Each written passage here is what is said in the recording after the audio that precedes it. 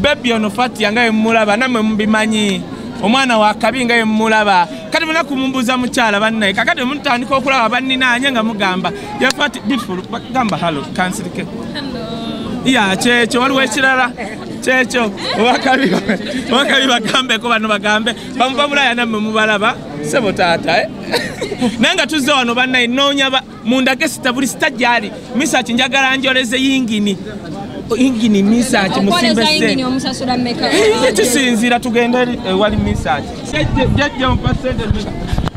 wakazi down mujje tuoze motoka jejje sebo tulete tutweka sebo jejje sebo jangu parking motoka jejje sebo katukugulire mugagga katukugulire zubairi jangu jejje sebo onukaliye njajjoza Sandi alwa bali no bali bagenda kunzi bana mujje oli wa muzindala yogera no jeje bali bala bali wa bawandi una wandisa ono jeje leta no jeje sabo soko alwa jeje soko yogera ne banna mawuli wano sebo neda jeje yogera ani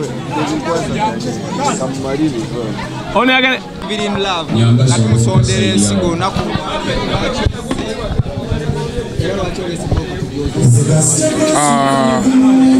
ndese motoka okujoza ganzize ku supportinga munaffe artist munnange muganda wange ate era muwala wange Ablin Lagu kwa tumusonderako asobola transplant ya kidney esobola okukolebwa kugamba obulwadde obwo bubi ate tumwagaliza abeerewo eyo talent yaffe it's an asset mu Uganda yaffe n'olwekyo tuba tulina okugirwanirira okumakinga sure nti esigalawo okiraba naye ate ne artist waffe tumanyi tali mbulumi tugezeko okulaba nti tulwanira okuba nti tumujja mu kiseera ekyo kyalimu so kyo nvudde ndeeta emotoka yange ne ba Ebons abalala nabo bagenda kuleeta emotoka zaabwe tujje tusupportinge turaisinge sente ezo ze basaba asobola okukola ati asobola okuba nti awona ate tubeere naye tusanyuke naye fe tukuliridde mutulaba naye bano be baana abato abakyaliwo abajja okugira abali mu industry abakyagipushinga n'olwekyo tulina okugezaako okulaba nti we keep them alive tulina okugezaako okulaba nti obulamu bwabwe bukola ki bubeerawo so kyekindeese ne ba Ebons abalala tujje tuwoze emmotoka tusonde sente Evelyn asobola okubeerawo asobola okubeera omulamu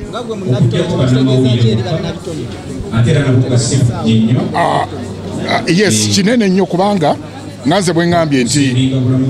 nze mbaddewo mu industry for some time bano ba Evelyn nabo bazze batugoberera naye bo bakyalina embavu kakati bwe tumisinga omuntu nga Evelyn kikosa nnyo industry yaffe okiraba so tubeetaaga nabo babeerewo bongere okupushinga industry so tulina okufightinga nga ffe ate abakulu okulaba nti tubabeezaawo industry esobola okukola ki okubeerawo so that is the most important thing. This is the first time okulaba nga ba artists ne bannabitono muvaayo mwenna omulundi gumu kukola one cause bulijjo temukikola lwaki omulundi omukikoze kuba Evelyn twakwayigalanga temukikolanga no kisinziira oluusi bwaba bakireesa omanyi kati ffe ba artists tutambula nnyo tubeera up and down oba olina bingi nyokola zone kati kisinziira organization abalina ba relatives oba abantu abakirimu engeri gye bakiranga ne bakitubuulira kati nja kugamba nti olw'okuba nti badde bagenze bakitubuulira mu phases nga bakitubuulira kati nga tugenda tufollowinga embeera ye bwefaanana naye oluusi abamu ba artists babakubako bukubi omuntu ng'alwadde kwegamba ne tubanga naffe tetusobodde kusituka mangu kukola ki okuvaayo kuba nti tukikolako it's the only unfortunate thing naye nze kyemanyi ba artists ba Uganda tulina obumu obwo era kyova olaba nti olw'okuba nti ekya Evelyn kibadde kijja bakitugamba tukifollowinga and so on that's why ndowooza ba artists olabe nti bakoze eki basobodde okujja criticizing condition y'ebinga ku kawashire bamperedewo nga bagamba lwaki eba artist beera mu mbeera yakaba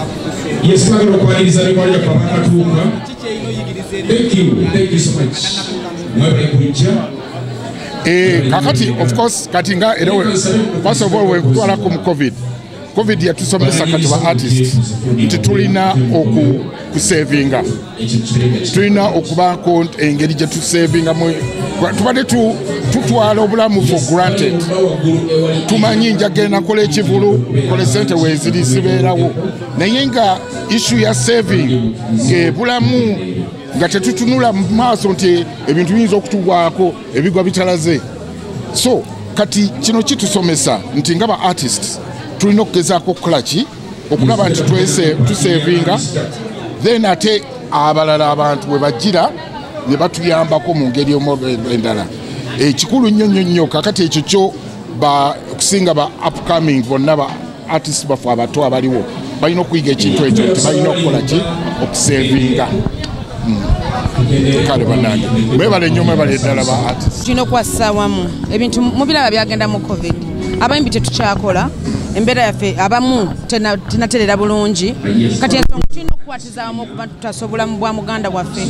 nandi kyolo senga tube tukyayimba yandibadde nga asobola okuba nga yeeyimirizaawo ng'omuntu naye nga ejje watali kuyimba tuli mu biseera bya covid ate kino kinonyeza muntu ne tusalawo twekwatiza wamu nga ba artist okuba ntusobola kyoyina ekitono n'obulamu bwe mbulaba si bulungi busaana kuyamba essaawa eno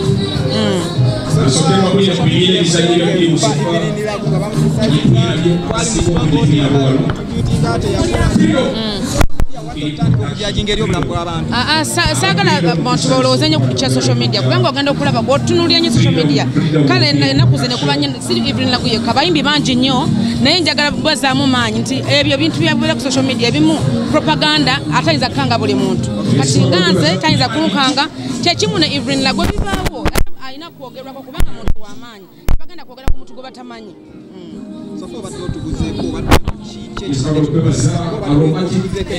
kibadde kyambuza ate wali mu kalulu akalulu ne kaggwa kati mbadde sina gye kireeta naye kinkomezaawo mukiraba nga kibadde kirina okunkomyawo saa kubanga ajja buli dakiika nga sina kyeŋŋamba abantu